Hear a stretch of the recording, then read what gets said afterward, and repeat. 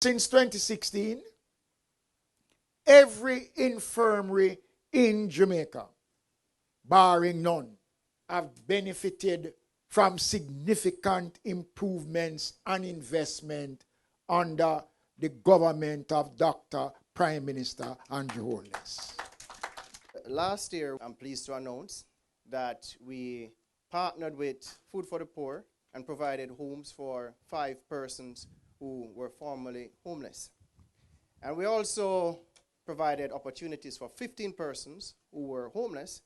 They are now in a home that they rented because they are employed and able to pay a rent. But there is opportunity abound to do much more. And I know that we have a caring minister, a minister that loves to ensure that the most vulnerable among us is looked after. And Montego Bay will benefit greatly, Minister, from a transitional center. And I don't know if Ms. Crosskill and the mayor bug my office or bug my phone or bug Miss Lewis's thing. Our great minds.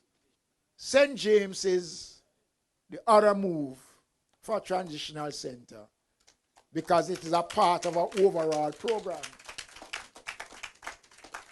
And we can do these things, ladies and gentlemen. We don't just get up and say we're going to build it. We have the numbers to back it up. And it is the intention of the administration working with the NHT, which I'm going to be speaking of in Parliament when I make my sectorial presentation, what the outlook will be as we try to tackle homelessness in the country, especially for those persons living on our streets.